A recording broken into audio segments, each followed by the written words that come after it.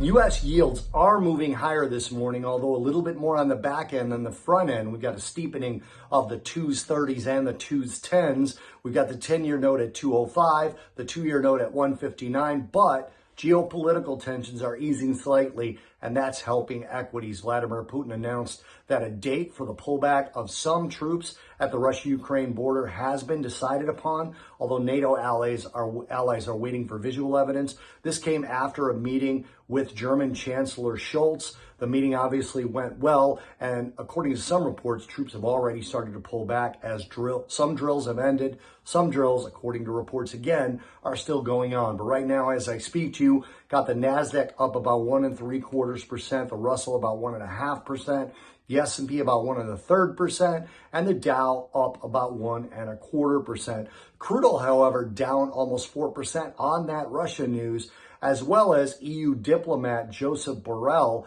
saying that Iranian nuclear deal is quote unquote in sight, and he urged compromise. So obviously Iranian oil being put on the market, take away the Russia threat, and you get a drop of about 4.5% currently, as I'm speaking to you, in WTI as well as Brent prices. A speech by ECB President Christine Lagarde has strengthened the euro by about 0.5%. Lagarde said that the European Central Bank needs to maintain, and I'm quoting here, flexibility and optionality in monetary policy. That's the quote. So that is kind of walking back a little bit, this idea that inflation was transitory. If they need that flexibility, she may be leading into talk of more tightening as global central banks across the world, including U.S. Federal Reserve, are moving in that direction.